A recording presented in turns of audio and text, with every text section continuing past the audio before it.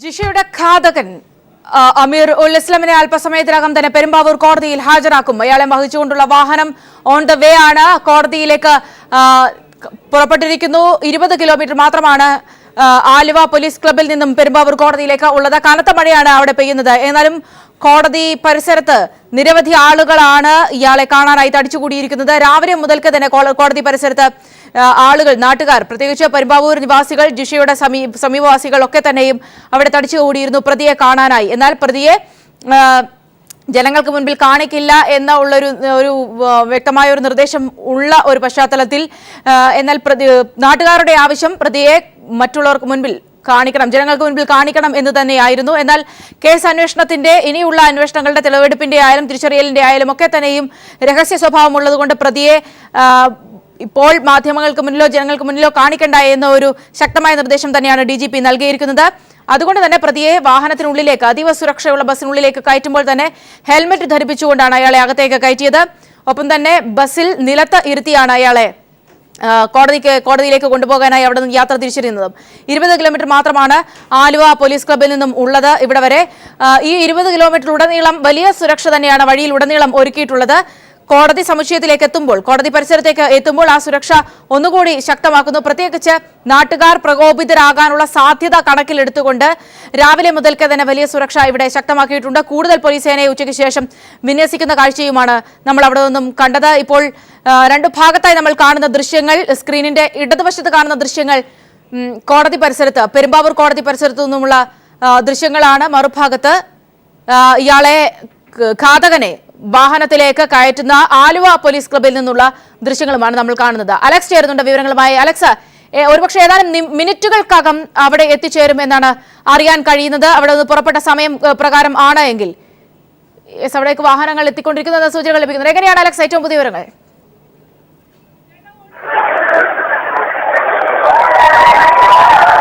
Alex, അവിടെ നിന്ന് നൽകാൻ കഴിയുന്ന വിവരങ്ങൾ എങ്ങനെയാണ്? ആലുവ പോലീസ് ക്ലബിൽ നിന്ന് പുറപ്പെട്ട വാഹനം ഏതാണ്ട് ഇനി ഒരു 10 മിനിറ്റിനകം പെരുമ്പാവൂരിലെ ഈ ജുഡീഷ്യൽ മജിസ്ട്രേറ്റ് കോടതിയിലേക്ക് എത്തുമെന്ന് പറയാം. ജനം ആകെ ഇളകിയിട്ടുണ്ട്. ഒരു പോലീസ് വാഹനം, അങ്ങ് അകലെ ഒരു പോലീസ് വാഹനം കണ്ടപ്പോഴാണ് ജനത്തിന്റെ ഭാഗത്തു നിന്ന് ഇത്തരത്തിലേക്ക് കൂക്കുപിടിയും വലിയ പ്രതികരണങ്ങളും ഉണ്ടാകുന്നത് എന്ന് പറയേണ്ടിയിരിക്കുന്നു. കാരണം 10 മിനിറ്റിനകം പ്രതിയെയും കൊണ്ടുള്ള, ജിഷ കൊലക്കേസിലെ പ്രതി അമീറുൽ ഇസ്ലാമിനെയും കൊണ്ടുള്ള പോലീസിന്റെ വാഹനം പെരുമ്പാവൂർ കോടതിയിലേക്ക് വരും. ആ വാഹനം വരുമ്പോൾ ഈ കൂടി നിൽക്കുന്ന ജനങ്ങൾ, അല്ലെങ്കിൽ തടിച്ചുകൂടിയ ജനങ്ങൾ ഏത് വിധത്തിൽ പ്രതികരിക്കും എന്നുള്ളത് പോലീസിന് വലിയ ചിറാമുട്ടിയായ ചോദ്യമായി മാറി നിൽക്കുന്നു. പോലീസ് ഇപ്പോൾ തന്നെ ഇവരെ നിയന്ത്രിക്കാൻ വലിയ തോതിൽ ശ്രമം നടത്തുന്നുണ്ട്. ഞാൻ നേരത്തെ സൂചിപ്പിച്ചതുപോലെ തന്നെ ഈ മതിൽക്കെട്ടിന് മുകളിലും അതുപോലെ കെട്ടിടങ്ങളുടെ മുകളിലും കഴിഞ്ഞ ജനങ്ങൾ പിരിഞ്ഞു പോകാൻ സന്നദ്ധരാകാതെ തന്നെ ഇവിടെ തമ്പടിച്ചിട്ടുണ്ട്. ഇവർ കൂകി വിളിക്കുന്നുണ്ട്, പ്രതിഷേധ സ്വരങ്ങൾ ഉയർത്തുന്നുണ്ട്. ചിലയിടങ്ങളിൽ നിന്ന് പോലീസിന് അഭിനന്ദനങ്ങൾ, കേരള പോലീസിന് അഭിനന്ദനങ്ങൾ എന്ന തരത്തിലേക്ക് ചിലയിടങ്ങളിൽ നിന്ന് വിളിച്ചു പറയുന്നുണ്ട്. സൗമ്യ, നേരത്തെ സൗമ്യ ചോദിച്ച ചോദ്യത്തിന് ഞാൻ പറഞ്ഞ മറുപടി പോലെ തന്നെ കോടതിക്കുള്ളിലെ വ്യവഹാരങ്ങൾ വളരെ ചുരുക്കനേരം കൊണ്ട് അവസാനിക്കുമെങ്കിലും പ്രതിയെ കോടതിക്കുള്ളിലേക്ക് കടത്താനും അവിടെ തിരിച്ചു കൊണ്ടുപോകാനും പോലീസ് നിലവിൽ നന്നെ പണിപ്പെടും എന്ന് നമുക്ക് പറയാം. മാത്രമല്ല കാലാവസ്ഥ പോലും പ്രതികൂലമായിരിക്കുന്നു. കനത്ത മഴ ഇവിടെ പെയ്യുന്നു. ഈ മഴയിൽ ആണ് പോലീസ് ഈ ജനങ്ങളെ, ഇവിടെ കൂടി നിൽക്കുന്ന ജനങ്ങളെ നിയന്ത്രിക്കേണ്ടത്. ഇതെല്ലാം ഈ സമയത്ത് പോലീസ് പ്രതികൂലമായ അവസ്ഥ തന്നെയാണ് ഒരുക്കുന്നത്. സൗമ്യ, ഒരുപക്ഷെ ഇപ്പോൾ തന്നെ അലക്സ, അവിടെ ഇനി 10 മിനിറ്റോളം എടുക്കും വാഹനം അവിടെ എത്താൻ അറിയാൻ കഴിയുന്നത്. പക്ഷെ ഇപ്പോൾ തന്നെ വലിയ ബഹളം. അവിടേക്ക് വണ്ടി എത്തിക്കൊണ്ടിരിക്കുന്നു. വണ്ടി എത്തിക്കൊണ്ടിരിക്കുന്നു എന്നാണ് ദൃശ്യങ്ങളിൽ നിന്ന് മനസ്സിലാക്കാൻ സാധിക്കുന്നത്. ഒരു വാഹനം എത്തിയിട്ടുണ്ട്. പക്ഷേ തകർന്നു പോകുന്നു. അത്തരത്തിലേക്ക് കഴിച്ച, അതായത് തൊട്ട് മുന്നിലായി പ്രതിയെ കൊണ്ടുള്ള പോലീസ് വാഹനങ്ങൾ വരുന്നു, ലൈറ്റിട്ട് കൊണ്ടുള്ള പോലീസ് വാഹനങ്ങൾ വരുന്നു. നമ്മുടെ ദൃശ്യം കൊണ്ടുതന്നെ സൗമ്യ വളരെ വ്യക്തമാണ്. ലൈറ്റിട്ട് കൊണ്ട് പ്രതിയെ കൊണ്ടുള്ള പോലീസ് വാഹനങ്ങൾ, അതായത് പ്രതിയെ മരിച്ചുകൊണ്ടുള്ള വലിയ പോലീസ് വാഹനം, അതിന് മുന്നിലും പിന്നിലുമായി നിരവധി പോലീസ് വാഹനങ്ങൾ കോടതിക്ക് ഉള്ളിലേക്ക് വരുന്നു. സൗമ്യ, ഇത്തരത്തിലേക്ക് ജനങ്ങൾ വലിയ രീതിയിൽ പ്രതിഷേധിക്കുന്നുണ്ടെങ്കിലും ഇവർ വണ്ടിയെ അല്ലെങ്കിൽ പ്രതിയിരിക്കുന്ന വാഹനത്തെ ആക്രമിക്കുന്ന തരത്തിലേക്ക് ഇതുവരെയും അവരുടെ ഭാഗത്ത് നിന്ന് ഒരു നീക്കം നടത്തിയിട്ടില്ല. പക്ഷെ വലിയ രീതിയിൽ മുദ്രാവാക്യങ്ങൾ ഉയർത്തുന്നുണ്ട്, പ്രതിഷേധിക്കുന്നുണ്ട്, പ്രതിഷേധ സ്വരങ്ങൾ ഉയർത്തുന്നുണ്ട്. മാധ്യമ പ്രവർത്തകരെ പോലീസ് തടയുന്നുണ്ട്. പ്രതിയുടെ ദൃശ്യങ്ങൾ എടുക്കുന്നതിൽ മാധ്യമ പ്രവർത്തകരെ പോലീസ് തടയുകയാണ്. അപ്പോൾ നമ്മുടെ ദൃശ്യങ്ങൾ വളരെ വ്യക്തമാണെന്ന് എനിക്ക് പറയാൻ സാധിക്കും. കാരണം പ്രതിയെ കൊണ്ടുള്ള വണ്ടിയാണ് കോടതിയിലേക്ക് തിരിയുന്നത്. പ്രധാന റോഡിൽ നിന്ന് അത് കോടതി പെരുമ്പാവൂർ കോടതിയിലേക്ക് തിരിയുന്ന അല്ലെങ്കിൽ തിരിക്കുന്ന ദൃശ്യങ്ങൾ തത്സമയം തന്നെ പീപ്പിൾസ് ടിവിയിലൂടെ പുറത്തു വരുന്നു. പോലീസ് കനത്ത സുരക്ഷ ഒരുക്കുന്നു. ജനങ്ങളെ അകത്തേക്ക് കടത്തിവിടാത്തതിന് കനത്ത സുരക്ഷ ഒരുക്കുന്നു. ഇത്തരത്തിൽ ജനങ്ങൾ ഇവിടെ കൂടിയത് കൊണ്ട് തന്നെ പോലീസിന് വാഹനങ്ങളിലുള്ള ചെറിയ രീതിയിൽ നിയന്ത്രണം നഷ്ടപ്പെട്ടുവെന്ന് നമുക്ക് പറയാൻ സാധിക്കും. അതുകൊണ്ട് തന്നെ ആദ്യമെന്ന് ലയിച്ചിട്ടുകൊണ്ട് ഏറ്റവും മുന്നിൽ വന്ന പോലീസ് വാഹനത്തിൽ ചെറിയ അപകടം പറ്റുന്നു. അതുപോലെ വാഹനം അകത്തേക്ക് പോലീസിന് ജിഷയുടെ ഘാതകനെ വഹിച്ചുകൊണ്ടുള്ള പോലീസ് വാഹനം കോടതി സമുച്ചയത്തിലേക്ക് തിരികെയാണ്. എന്നാൽ വലിയ ജനക്കൂട്ടം കോടതി പരിസരത്ത് തന്നെ തടിച്ചുകൂട്ടിയിരിക്കുന്നു. വലിയ രീതിയിൽ അവർ ആക്രോശിക്കുന്നു. ഇവരെ നിയന്ത്രിക്കുക എന്നത് തന്നെ പോലീസിന് വലിയ ദുർഘടമായി തീരുകയാണ്. പ്രതിയെ അല്പസമയത്തിനകം കോടതിയിലേക്ക് എത്തിക്കും. കോടതി സമുച്ചയത്തിന് പരിസരത്തേക്ക് വാഹനം കടന്നിരിക്കുന്നു. അവിടെ നിന്നുള്ള തത്സമയ ദൃശ്യങ്ങളാണ് നമ്മൾ കണ്ടുകൊണ്ടിരിക്കുന്നത്. പെരുമ്പാവൂർ കോടതിയിലേക്ക് പ്രതിയെ എത്തിക്കുകയാണ്. പ്രതി കോടതിക്ക് മുന്നിൽ ഹാജരാക്കി വളരെ വേഗം നടപടിക്രമങ്ങൾ പൂർത്തിയാക്കി ഇയാളെ തിരികെ കൊണ്ടുപോകുകയായിരിക്കും ചെയ്യുക. ഏതായാലും ആ സുരക്ഷ ഒരുക്കൽ തന്നെയാണ് ഏറ്റവും ബുദ്ധിമുട്ടായുള്ളത്. കോടതി പരിസരത്ത് നിന്നുള്ള ദൃശ്യങ്ങളാണ് നമ്മളിപ്പോൾ കണ്ടുകൊണ്ടിരിക്കുന്നത്. പക്ഷേ അവിടേക്ക് ജനങ്ങൾ ആരും കടക്കാതിരിക്കാനുള്ള സുരക്ഷ ആദ്യം മുതൽക്കേ തന്നെ രാവിലെ മുതൽക്കേ തന്നെ ഒരുക്കിയിരുന്നു.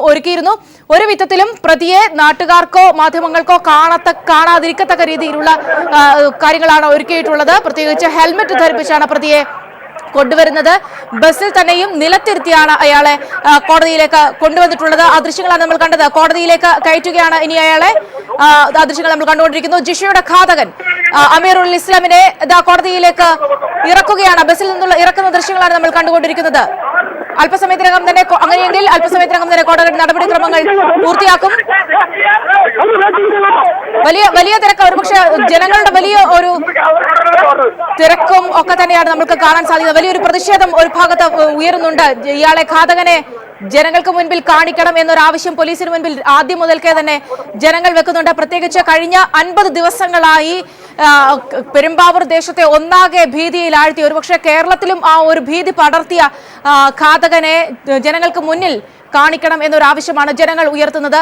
ഇയാളെ കോടതിയിലേക്ക് ഇറക്കാനുള്ള ഒരു സജ്ജീകരണങ്ങളാണ്, വലിയ പോലീസ് സജ്ജീകരണ സംവിധാനം അവിടെ ഒരുക്കിയിട്ടുണ്ട്. ഇയാളെ കോടതിയിലേക്ക് ഹാജരാക്കേണ്ട സമയത്തേക്ക് മാത്രമായിരിക്കും പുറത്തേക്ക് ഇറക്കുക എന്നാണ് നമുക്ക് അറിയാൻ സാധിക്കുന്നത്. കോടതിയിലെ നടപടിക്രമങ്ങൾ തുടങ്ങി ഉടൻ തന്നെ ഇയാളെ കോടതിയിലേക്ക് കയറ്റുകയായിരിക്കും ചെയ്യുക എന്നാണ് നമുക്ക് മനസ്സിലാക്കാൻ സാധിക്കുന്നത്. ദൃശ്യങ്ങളിൽ നിന്ന് കാണുന്നത് പോലെ തന്നെ നിരവധി ആളുകളാണ് കടുത്ത മഴയെയും അവഗണിച്ച് അവിടെ തടിച്ചുകൂടിയിരിക്കുന്നത്. ഇന്ന് പുലർച്ചെ മുതൽക്കേ തന്നെ ആളുകൾ അവിടെ തടിച്ചുകൂടിയിരുന്നു. വലിയ പ്രതിഷേധം ജനങ്ങളുടെ ഭാഗത്തു നിന്നും ഉയരുന്നുണ്ട്. ഘാതകനെ തങ്ങൾക്ക് മുന്നിൽ കാണിക്കണം എന്നതടക്കമുള്ള കാര്യങ്ങൾ. ഒരുപക്ഷെ ഇയാളെ പരിചയമുള്ള പലരും ഇക്കൂട്ടത്തിൽ ഉണ്ടാകും. ഇയാൾ പെരുമ്പാവൂർ പ്രദേശത്ത് പലയിടങ്ങളിലും പല ആളുകളുടെ വീടുകളിലൊക്കെ ആയി ജോലി ചെയ്തിട്ടുണ്ടാകാം. അതുകൊണ്ട് തന്നെ തങ്ങളെ കാണിക്കണം എന്നതൊരാവശ്യമാണ് ജനങ്ങൾ ഉയർത്തുന്നത്. എന്നാൽ ഇപ്പോഴത്തെ കേസിന്റെ ഒരു രഹസ്യ സ്വഭാവം കൂടി പരിഗണിച്ചുകൊണ്ട് മാധ്യമങ്ങൾക്ക് മുന്നിലോ ജനങ്ങൾക്ക് മുന്നിലോ ഇയാളെ കാണിക്കണ്ട എന്നൊരു തീരുമാനം തന്നെയാണ് പോലീസ് എടുത്തിട്ടുള്ളത്. DGPയും ADGPയും ഒക്കെ തന്നെയും ആ ഒരു കാര്യം തന്നെയാണ് വ്യക്തമാക്കിയിട്ടുള്ളത്. പ്രതി ഇപ്പോഴും ആ ബസ്സിനുള്ളിൽ അതീവ സുരക്ഷ ഒരുക്കിയിട്ടുള്ള ആ ബസ്സിനുള്ളിൽ തന്നെ തുടരുകയാണ്. കോടതിക്കുള്ളിലേക്ക് കറക്റ്റ് ആ ഒരു ടൈമിൽ പ്രോസസ് കോടതിയിലെ നടപടികൾ തുടങ്ങുന്ന ആ ഒരു ടൈമിലായിരിക്കും പെട്ടെന്ന് അയാളെ കോടതിയിലേക്ക് മാറ്റുക എന്നാണ് അറിയാൻ സാധിക്കുന്നത്. കോടതി പരിസരത്തു നിന്നുള്ള ദൃശ്യങ്ങളാണ് നമ്മൾ കണ്ടുകൊണ്ടിരിക്കുന്നത്. വലിയ പോലീസ് സുരക്ഷയാണ് ഒരുക്കിയിട്ടുള്ളത്. വളരെ സുരക്ഷ ഒരുക്കി. ഒപ്പം തന്നെ അയാളെ വാഹനത്തിൽ നിന്നും ഇറക്കുന്നു. അയാളെ വാഹനത്തിൽ നിന്ന് ഇറക്കി കഴിഞ്ഞിരിക്കുന്നു. ഹെൽമെറ്റ് ധരിപ്പിച്ചിരിക്കുന്ന ആ വ്യക്തിയാണ്, ചുവന്ന ഡ്രസ്സിട്ട് ഹെൽമെറ്റ് ധരിച്ചിരിക്കുന്ന ആ വ്യക്തിയാണ് ജിഷയുടെ ഘാതകൻ. അയാളെ കോടതിയിലേക്ക് കൊണ്ടുപോകുകയാണ്. ആ ദൃശ്യങ്ങളാണ് നമ്മൾ കണ്ടുകൊണ്ടിരിക്കുന്നത്. ജിഷയുടെ ഘാതകൻ അമീർ ഉൽ ഇസ്ലാം ഹെൽമെറ്റ് ധരിപ്പിച്ച് അയാളെ കോടതിക്കുള്ളിലേക്ക് കൊണ്ടുപോകുന്നു. ഒരു വിധത്തിലും അയാളുടെ മുഖം മറ്റ് ദൃശ്യമാകാത്തക്ക രീതിയിലാണ് അയാളെ കോടതിയിലേക്ക് കൊണ്ടുപോകുന്നത്. കോടതി നടപടിക്രമങ്ങൾ വളരെ പെട്ടെന്ന് പൂർത്തിയാക്കിക്കൊണ്ട് വളരെ വേഗം അയാളെ പുറത്തേക്ക് ഇറക്കുമെന്നാണ് തന്നെയാണ് നമുക്ക് അറിയാൻ കഴിയുന്നത്. അവിടെ നിന്നുള്ള ദൃശ്യങ്ങളാണ്, കോടതി പരിസരത്തു നിന്നുള്ള ദൃശ്യങ്ങളാണ് നമ്മൾ കണ്ടുകൊണ്ടിരിക്കുന്നത്. പോലീസ് ചില സൂചനകൾ നമുക്ക് ലഭ്യമാക്കാനുള്ളത്, ഒരു ഓപ്പൺ കോർട്ടിലായിരിക്കില്ല പ്രതിയുടെ അല്ലെങ്കിൽ ഈ ജിഷ കേസ് ഇപ്പോൾ നിലവിൽ കോടതി പരിഗണിക്കുക. ജഡ്ജിയുടെ ചേംബറിൽ ഒരു സീക്രട്ട് സിറ്റിംഗ് ആയിരിക്കും നടത്തുക എന്ന് ഈ നിമിഷം ഇപ്പോൾ ഒരു വിവരം കൂടെ നമുക്ക് പങ്കുവയ്ക്കാനുണ്ട്. സൗമ്യ, മറ്റ് നടപടിക്രമങ്ങൾ എങ്ങനെയാകും, അതുമായി ബന്ധപ്പെട്ട് എന്തെങ്കിലും സൂചനകൾ ലഭിക്കുന്നുണ്ടോ? അവിടെ നിന്നും ഇത്തരം മൈന്യൂട്ട് വിഷയങ്ങൾ ലഭിക്കുക പ്രയാസമാണെന്ന് അറിയാം. എങ്കിൽ കൂടി അലക്സ്. സൗമ്യ നേരത്തെ ഞാൻ സൂചിപ്പിച്ചതുപോലെ അല്ലെങ്കിൽ സൗമ്യ നേരത്തെ പറഞ്ഞതുപോലെ തന്നെ അതീവ സുരക്ഷയൊരുക്കി പോലീസിന്റെ വാഹനം അകത്തേക്ക് കടന്നപ്പോൾ മുതൽ പോലീസ് മാധ്യമങ്ങൾക്ക് നേരെ അല്ലെങ്കിൽ മാധ്യമപ്രവർത്തകർ ഈ പ്രതിയുടെ ദൃശ്യമെടുക്കുന്നതിൽ പോലീസ് വിലക്കിയിരുന്നു. അല്പനേരം കോടതിയുടെ മുന്നിൽ വാഹനം നിർത്തിയിട്ടതിനു ശേഷം പ്രതിയെ അല്പനേരം അതിനകത്ത് ഹോൾഡ് ചെയ്തതിനു ശേഷമാണ് പ്രതിയെ പുറത്തേക്ക് ഇറക്കുന്നത്. പ്രതി ഒരു പൊക്കം കുറഞ്ഞ മനുഷ്യനാണ്. ഇയാൾ നീല ഹെൽമറ്റ് ഇയാളെ ധരിപ്പിച്ചിട്ടുണ്ട്. ഇയാളുടെ മുഖം മാധ്യമങ്ങളിൽ നിന്ന് മറയ്ക്കുന്നതിൽ പോലീസ് വലിയ ഒരു മുന്നൊരുക്കം നടത്തി. അതിനുശേഷമാണ് പ്രതിയെ കൊണ്ടുള്ള പോലീസ് സംഘം കോടതിക്കുള്ളിലേക്ക് പ്രവേശിച്ചത്. കോടതിക്കുള്ളിലെ വ്യവഹാര നടപടികൾ ചില കാര്യങ്ങളാണ് അല്ലെങ്കിൽ ചില സൂചനകളാണ് നമ്മൾ നേരത്തെ വ്യക്തമാക്കിയത്. ഒരു ഓപ്പൺ കോർട്ടിലെ സ്ഥിതിയായിരിക്കില്ല, ജഡ്ജിയുടെ ചേംബറിലെ ഒരു സീക്രട്ട് സ്ഥിതിയായിരിക്കും ഇപ്പോൾ ഇത് കോടതിക്ക് ഉള്ളിൽ നടക്കുക. സൗമ്യ, നിലവിൽ ഈ വിവരങ്ങളാണ് നമുക്ക് പങ്കുവയ്ക്കാനാവുന്നത്. അതാണ് ഏറ്റവും പുതിയ വിവരങ്ങൾ. ഓപ്പൺ കോർട്ടിലാവില്ല പരിഗണിക്കുക, ജഡ്ജിയുടെ ചേംബറിലായിരിക്കും കേസ് പെട്ടെന്ന് പരിഗണിച്ച് വളരെ വേഗം പ്രതിയെ തിരികെ കൊണ്ടുപോകുകയായിരിക്കും ചെയ്യുക എന്നാണ് നമുക്ക് മനസ്സിലാക്കാൻ സാധിക്കുന്നത്. ഒരുപക്ഷെ നമുക്കറിയാം അലക്സ്, അല്പം മുമ്പ് മുതൽക്കേ തന്നെ അല്ലെങ്കിൽ രാവിലെ മുതൽക്കേ തന്നെ അവിടെയുള്ള ഒരു ജനത്തിരക്കും അവരെ നിയന്ത്രിക്കാൻ പോലീസ് പെടുന്ന പാടുമൊക്കെ നമ്മൾ കാണുന്നതാണ്. ദൃശ്യങ്ങളിലൂടെ ജനങ്ങൾ മുഴുവൻ അത് കണ്ടുകൊണ്ടിരിക്കുന്നതാണ്. പ്രതിയെ കൊണ്ടുവരുന്ന സമയത്ത് അടക്കം ഉണ്ടായിരുന്ന ആ ഒരു തെക്കും തിരക്കും അതിനെ നിയന്ത്രിക്കാൻ പോലീസ് കാണിച്ച വളരെ ശ്രമകരമായ കാര്യങ്ങൾ, അതിനുശേഷം വാഹനങ്ങൾ പോലും കൃത്യമായി അകത്തേക്ക് കടക്കാനാകാതെ ആദ്യം അകമ്പടി വന്ന വാഹനം ഒരു പോസ്റ്റിൽ തട്ടുന്ന ഒരു കാഴ്ചയുണ്ടായി. അത്തരത്തിൽ വലിയ വലിയ ഒരു സംഘർഷാവസ്ഥയിൽ നിന്നുകൊണ്ട് അല്ലെങ്കിൽ അത്തരത്തിലുള്ള വലിയ ഒരു അവസ്ഥയിൽ നിന്നുകൊണ്ട് സാഹചര്യങ്ങളിൽ നിന്നുകൊണ്ടാണ് പ്രതിയെ കോടതിയിലേക്ക് എത്തിച്ചത് എന്നുകൂടി ഒരുപക്ഷെ ആ സ്പോട്ടിൽ നിന്ന് റിപ്പോർട്ട് ചെയ്യുന്ന ഒരു വ്യക്തി എന്ന നിലയിൽ അങ്ങനെ പറയാനാവില്ലേ അലക്സ്? തീർച്ചയായും ഞാൻ നേരത്തെ സൂചിപ്പിച്ചു, ഈ ജനങ്ങൾ അല്ലെങ്കിൽ പോലീസിന് ജനങ്ങളെ നിയന്ത്രിക്കാനാകുമോ എന്നൊരു വലിയ ചോദ്യം തന്നെ ഉണ്ടായിരുന്നു. കനത്ത മഴ പെയ്തിരുന്നു. ആ സമയത്താണ് ആലുവ പാലസ് അല്ലെങ്കിൽ ആലുവ പോലീസ് സ്റ്റേഷനിൽ നിന്ന് പ്രതിയെ കൊണ്ടുള്ള വാഹനങ്ങൾ ഈ പെരുമ്പാവൂർ കോടതിയിലേക്ക് എത്തിയത്. പുറത്ത്, അതായത് ഞാൻ നേരത്തെ സൂചിപ്പിച്ചത് പ്രധാന കവാടത്തിൽ നിന്ന് ഒരു 100 മീറ്റർ കോടതി പരിസരത്തേക്കുള്ള പ്രധാന റോഡിൽ നിന്നൊരു റോഡ് തിരിഞ്ഞു വേണം കോടതിയിലേക്ക് എത്താൻ. ഈ വളവിൽ വെച്ചാണ് പോലീസിന്റെ വാഹനം തന്നെ സ്വന്തം നിയന്ത്രണം നഷ്ടമാണെങ്കിൽ ജനങ്ങളിൽ വാഹനങ്ങൾ മുട്ടരുത്, ജനങ്ങൾ വാഹനങ്ങളിലേക്ക് മുട്ടരുത്, വാഹനങ്ങൾക്ക് നേരെ ജനങ്ങൾ മറ്റ് അതിക്രമങ്ങൾ നടത്തരുത് എന്നുള്ളതുകൊണ്ട് പോലീസിന്റെ വാഹനത്തിൽ നിന്നുള്ള നിയന്ത്രണം പോലീസിന് നഷ്ടപ്പെട്ടു. അത് നമ്മൾ തത്സമയം തന്നെ നേരത്തെ കണ്ടതാണ്. പോലീസ് വാഹനം പോസ്റ്റിലേക്ക് ഇടിക്കുന്ന ദൃശ്യങ്ങൾ കണ്ടു, പോലീസ് വാഹനത്തിന്റെ ഗ്ലാസ് തകരുന്ന ദൃശ്യങ്ങൾ നമ്മൾ കണ്ടു. അതിനുശേഷമാണ് 2 വലിയ വാഹനങ്ങളും മറ്റു ജീപ്പുകളുമായി കോടതിക്കുള്ളിലേക്ക് പ്രതിയെ കൊണ്ടുപോകാനായി പ്രവേശിപ്പിച്ചത്. ഇപ്പോൾ നിലവിൽ പ്രതി വന്ന വാഹനം പോലീസ് വളച്ച പ്രതിക്ക് കോടതിയിൽ നിന്ന് നേരെ വാഹനത്തിലേക്ക് കയറുന്ന തരത്തിലേക്ക് പോലീസ് വാഹനം ക്രമീകരിക്കുന്നുണ്ട്. ജനങ്ങളെ ഇപ്പോൾ കോടതിയിലേക്ക് കയറ്റുന്നതിൽ നിന്ന് പോലീസ് നിയന്ത്രണം ഏർപ്പെടുത്തിയിട്ടുണ്ട്. കോടതി പക്ഷേ അലക്സ്, വലിയ രീതിയിലുള്ള പ്രതിഷേധം ഉയർന്നുണ്ടാകും. പ്രതിയെ എന്തുകൊണ്ട് ജനങ്ങൾക്ക് മുന്നിൽ, മാധ്യമങ്ങൾക്ക് മുന്നിൽ കാണിക്കുന്നില്ല എന്ന തരത്തിൽ. പക്ഷേ ഇതുവരെ പോലീസ് സ്വീകരിച്ചിട്ടുള്ള ഒരു രഹസ്യ സ്വഭാവം അതുകൂടി പരിഗണിക്കുമ്പോൾ നമ്മൾ അതിന്റെ ഗൗരവത്തിൽ കാണേണ്ടതല്ലേ? കാരണം DGP തന്നെ പറയുന്നുണ്ട് ഇനി പല തിരിച്ചറിയലുകളും നടത്തേണ്ടതുണ്ട്. അത് പ്രതി ഇന്ന ആളാണോ എന്ന് വ്യക്തമാക്കുന്നതിനല്ല, കൂടുതൽ ആളുകൾ ഇൻവോൾവ് ആണോ എന്നതടക്കമുള്ള കാര്യങ്ങൾ നോക്കുന്നതിന് വേണ്ടിയാണ്.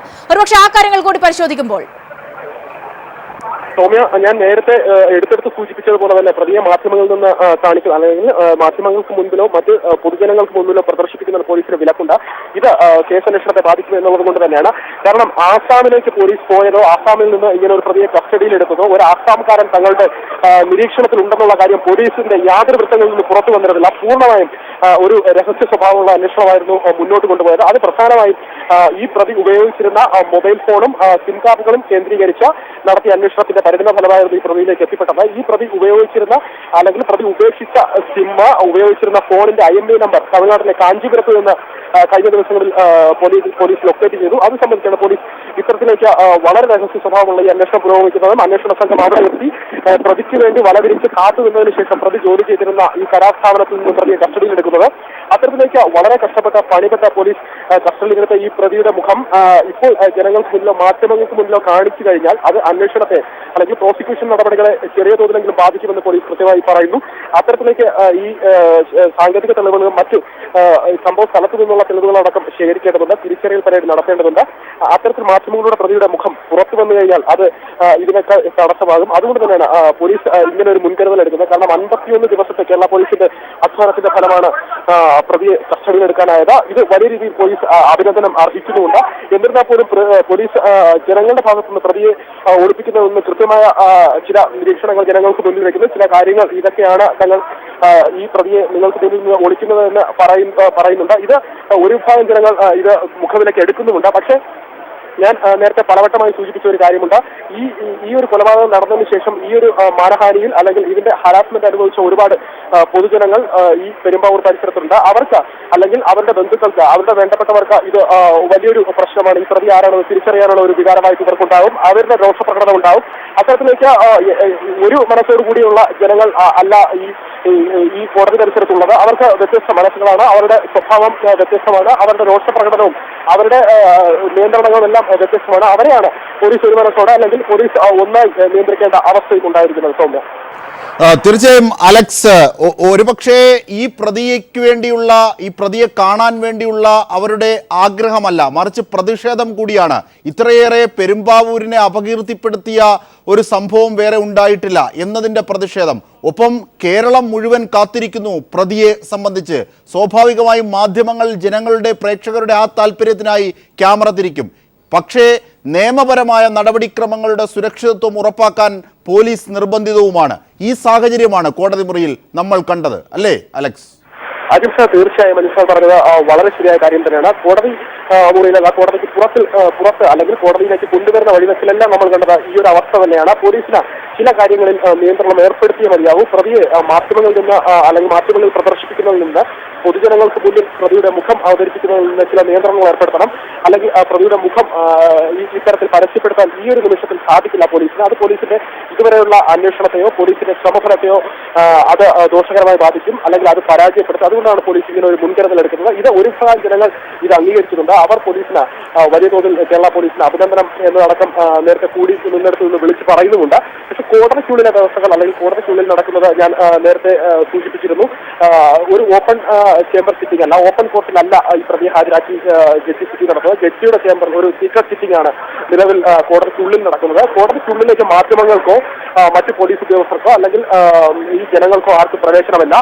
പുറത്തുനിന്ന് ഗേറ്റ്, മാധ്യമങ്ങൾ പ്രവേശിക്കുന്നതിൽ നിന്ന് പോലും കോടതിക്ക് പുറത്തുനിന്ന് ഗേറ്റ് പോലീസ് പൂർണ്ണമായും പൂട്ടിയിട്ടുമുണ്ട്. അജിത് ഷാ, തീർച്ചയായും ഈ അമീറുൽ ഇസ്ലാമിൻ്റെ താമസിച്ചിരുന്ന വീടിന് സമീപത്ത് നിന്നും കത്തി കണ്ടെടുത്തു.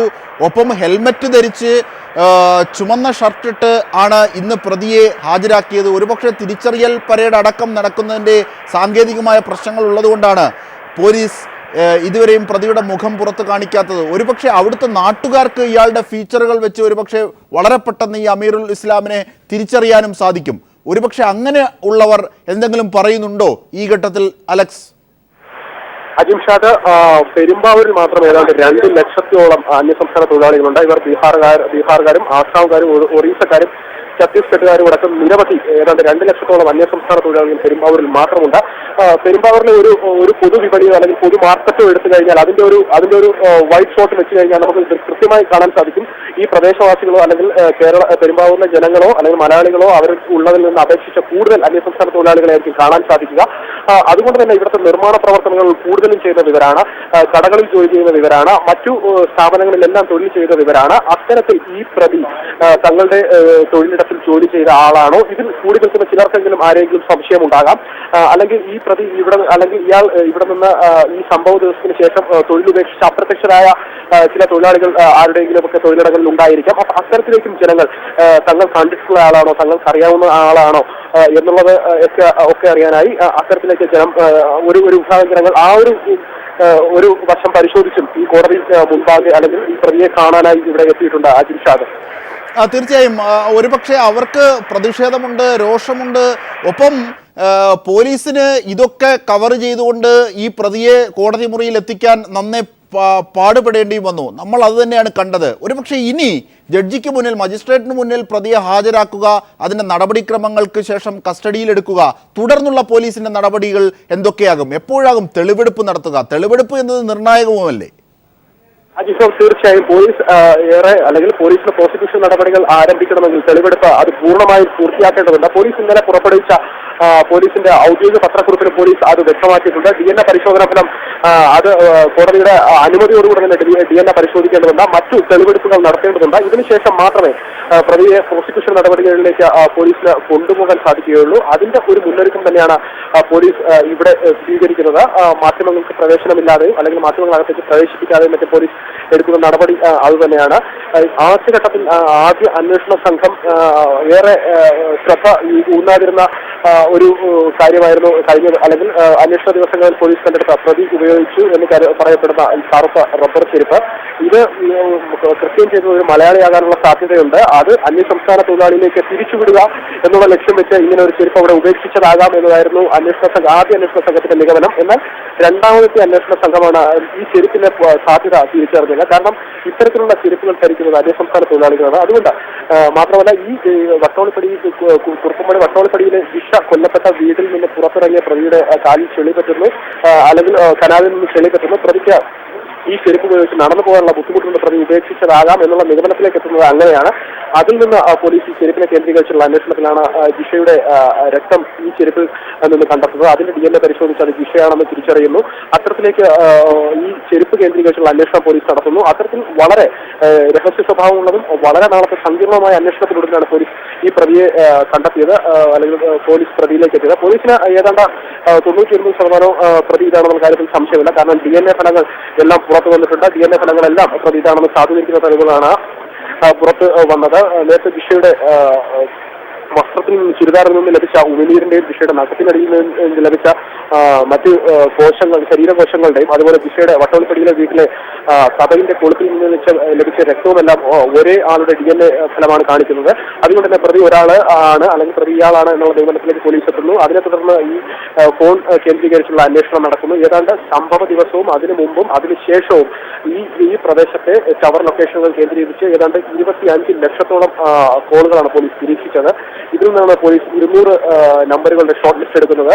മാത്രമല്ല, ഈ സംഭവം നടന്ന ഏപ്രിൽ 28 ശേഷം നിശ്ചലമായ ടെലിഫോണുകൾ ഏതൊക്കെയാണെന്ന് പോലീസ് അന്വേഷിക്കുന്നു. ഇതിന്റെ പിന്നാലെ പോലീസ് പോകുന്നു. ഇങ്ങനെ 26 നമ്പറുകൾ ഉണ്ടെന്ന് പോലീസ് കണ്ടെത്തുന്നു. അതിൽ നിന്നാണ് പോലീസ് ഏറെ സംശയിക്കുന്ന ഈ ഒരു പ്രതിയിലേക്ക് എത്തുന്നത്. കാരണം ഇയാൾ ഈ സംഭവ ദിവസം നടന്ന ഈ സിം ഉപയോഗിച്ച്, അല്ലെങ്കിൽ ഈ സിം ഉപേക്ഷിച്ച ശേഷം ഇയാൾ ആസാമിലേക്ക് കടക്കുന്നു. ഇയാളുടെ ഫോൺ കുറച്ചു കാലം സിമ്മുകൾ ഉപയോഗിച്ചുള്ള മറ്റ് സിം എടുത്തതിന് ശേഷമാണ് ഇയാൾ ഈ ഫോൺ ഉപയോഗിച്ചത്. അതിനും പോലീസ് കൃത്യമായി കാരണം പറയുന്നുണ്ട്. ഇത്രയും ബുദ്ധിമാനായ കൊലയാളിക്ക് ഈ ഫോൺ മറ്റ് സിമ്മുകൾ പലതും മാറിയെടുത്തെങ്കിൽ ഈ ഫോൺ ഉപേക്ഷിക്കാൻ പറ്റാത്തതിന്റെ കാര്യമായി പോലീസ് പറയുന്നത് ഈ ഫോണിൽ നിറച്ച് അശ്ലീല ദൃശ്യങ്ങളുണ്ട്. പ്രതി ഒരു ലൈംഗിക വൈകൃതത്തിനോ അല്ലെങ്കിൽ ലൈംഗികമായ ചില കാര്യങ്ങൾക്കോ മാനസിക മുൻതൂക്കമുള്ള ആളാണ്. അത്തരത്തിലുള്ള അശ്ലീല ദൃശ്യങ്ങൾ ഫോണിലുള്ളത് കൊണ്ടാണ് പ്രതി ഫോൺ ഉപേക്ഷിക്കാത്തത്. ഈ ഒരു കാര്യം തന്നെയാണ് പ്രതിയിലേക്ക് എത്തുന്നതിന് പോലീസിനെ സഹായിച്ചത്. പ്രതി ഇതിനുശേഷം പുതിയ സിം നമ്പർ എടുക്കുന്നു. പ്രതി ആസാമിൽ നിന്ന് തിരിച്ച് തമിഴ്നാട്ടിലെ കാഞ്ചീപുരത്തിനടുത്തുള്ള കരാർ സ്ഥാപനത്തിൽ ജോലി ചെയ്യുന്നു. അവിടെ വന്നതിന് ശേഷം പെരുമ്പാവൂർ ഈ ജിഷ കൊലപാതകവുമായി ബന്ധപ്പെട്ട എന്തൊക്കെ സ്ഥിതിയാണ് ഉള്ളത് എന്ന് അറിയാനായി പ്രതി പെരുമ്പാവൂരിലെ അന്യസംസ്ഥാനക്കാരനായ സുഹൃത്തിനെ വിളിച്ചതിൽ നിന്നാണ് പോലീസിന് കൃത്യമായി പ്രതി ഇതാണ് എന്നുള്ള സൂചന ലഭിക്കുന്നതും പോലീസ് അങ്ങോട്ടേക്ക് പോകുന്നതും പ്രതിയെ അവിടെ നിന്ന് മൽപ്പിടുത്തത്തിലൂടെ തന്നെ ഏറെ 2-3 ദിവസത്തെ കാത്തിരിപ്പിന് ശേഷം ഈ സ്ഥലം കണ്ടെത്തിയ പോലീസ് മൽപ്പിടുത്തത്തിലൂടെ ഈ പ്രതിയെ കീഴ്പ്പെടുത്തുന്നതും പ്രതിയെ തൃശ്ശൂരിലെ രഹസ്യ കേന്ദ്രത്തിലെത്തി ചോദ്യം ചെയ്ത ഈ മൊഴികളും മറ്റു കാര്യങ്ങളും പോലീസ് ഒന്നൊന്നായി നിരത്തി കാര്യങ്ങൾ പ്രതിയോട് സൂചിപ്പിച്ചപ്പോൾ പ്രതി തന്നെ കുറ്റമേൽക്കുന്നു. പ്രതി മൊഴി നൽകുന്നു. മുൻവൈരാഗ്യമാണ് കാരണം എന്നുള്ള മൊഴി നൽകുന്നു. പക്ഷേ ഇത്തരത്തിലുള്ള മൊഴികളും പോലീസ് കൃത്യമായി എല്ലാം പ്രതി പറഞ്ഞ പൂർണ്ണമായ മൊഴികൾ പോലീസ് മുഖവിലേക്ക് എടുക്കുന്നുമില്ല. അതിൽ പ്രധാനപ്പെട്ട ഒന്ന്, പ്രതി താമസിച്ചിരുന്ന ജിഷയുടെ വീടിന്റെ തന്നെ 1/2 കിലോമീറ്റർ അടുത്തുള്ള ഒരു സ്ഥലത്താണ്. ഇരിങ്ങോളിന് സമീപമുള്ള വൈദ്യശാലപ്പടിയിലെ ഒരു 3 നില കെട്ടിടത്തിലാണ് പ്രതി വാടകയ്ക്ക് താമസിക്കുന്നത്. പ്രതിയും ഏതാണ്ട് 50ഓളം തൊഴിലാളികൾ ഇവിടെ വാടകയ്ക്ക് താമസിക്കുന്ന ഒരാളായിരുന്നു ഈ പ്രതി. ഈ പ്രതി ഇവിടെ നിന്ന് സംഭവ ദിവസത്തിന് ശേഷം അപ്രത്യക്ഷമായത് അതിനെ പറ്റിയിട്ട് ഈ ലോഡ്ജിന്റെ ഉടമ പോലീസിനെ ഇവർ അറിയിച്ചിട്ടില്ല. മാത്രമല്ല ഈ പ്രതി അമീറുൽ ഇസ്ലാം തൊഴിലിടത്തിൽ നിന്ന് അപ്രത്യക്ഷമായത് തൊഴിലുടമയും പോലീസിനെ അറിയിച്ചിട്ടില്ല. ഈ കേസ് അന്വേഷണവുമായി ബന്ധപ്പെട്ട് അന്യസംസ്ഥാന തൊഴിലാളികളിലേക്ക് കേസ് നീളുന്നതുമായി ബന്ധപ്പെട്ട് പോലീസ് ഇത്തരത്തിലുള്ള ആൾക്കാരുമായി, ഈ അന്യസംസ്ഥാന തൊഴിലാളികളുടെ കരാറുകാർ, തൊഴിൽ സ്ഥാപനങ്ങളുടെ മറ്റ് നടത്തിപ്പുകാർ, ഇതുപോലെ ഇവർ താമസിക്കുന്ന വീട്ടുടമസ്ഥർ എന്നിവരെ എല്ലാം വിളിച്ചു ചേർത്ത് വലിയ ചർച്ചകളും അല്ലെങ്കിൽ ഇവരുമായി ആശയവിനിമയവും ഇവരെ ചോദ്യം ചെയ്യുന്ന തരത്തിലേക്ക് വരെ നീങ്ങിയിരുന്നെങ്കിൽ പോലും ഇത്തരത്തിലേക്കുള്ള ഒരു സൂചന ഇവരാരും നൽകിയിരുന്നില്ല, അല്ലെങ്കിൽ ഇവർ രണ്ടുപേരും നൽകിയിരുന്നില്ല. അതുകൊണ്ട് തന്നെ ഇന്നലെ 9 മണിക്ക് പോലീസ് രക്തം പുരണ്ട കത്തി കണ്ടെടുത്ത ഈ സ്ഥലത്തെ, അല്ലെങ്കിൽ ഈ വീട്ടുടമസ്ഥനെ പോലീസിന് ചെറിയ രീതിയിൽ സംശയമുണ്ട്. ഈ പ്രതിക്ക് ഏറ്റവും വിശ്വസ്തനായ ഒരു സുഹൃത്ത് ഈ വീട്ടിൽ താമസിക്കുന്നുണ്ടെന്ന് പോലീസ് സൂചന നൽകുന്നുണ്ട്. ഈ സുഹൃത്തിനോട് എന്തായാലും പ്രതി ഇതിനെപ്പറ്റി സൂചിപ്പിച്ചിരിക്കാം. ഇയാളും പോലീസിനോട് ഇതിനെപ്പറ്റി വ്യക്തമാക്കിയിട്ടില്ല. ഈ കരാർകാരനും ഇതിനെപ്പറ്റി വ്യക്തമാക്കിയിട്ടില്ല. ഇത്തരം കാര്യങ്ങൾ പോലീസ് അന്വേഷിക്കുന്നുണ്ട്. ഇത്തരം കാര്യങ്ങൾക്ക് കൂടി മറുപടി കിട്ടിയാൽ മാത്രമേ പ്രതിയെ പൂർണ്ണമായും മാധ്യമങ്ങൾക്ക് മുന്നിലും ജനങ്ങൾക്ക് മുന്നിലും മാത്രമല്ല കോടതി വ്യവഹാരങ്ങൾക്കായി കോടതിയുടെയും പ്രോസിക്യൂഷന്റെയും മുമ്പിലേക്കും കൊണ്ടുവരാനുള്ള തെളിവുകൾ ശേഖരിച്ചതിന് ശേഷം മാത്രമേ ഇയാളെ ജനങ്ങൾക്ക് മുമ്പിൽ ഇയാളെ പരസ്യപ്പെടുത്തുകയുള്ളൂ, ഇയാളെ മുഖം കാണിക്കുകയുള്ളൂ എന്ന് നമുക്ക് പറയാം.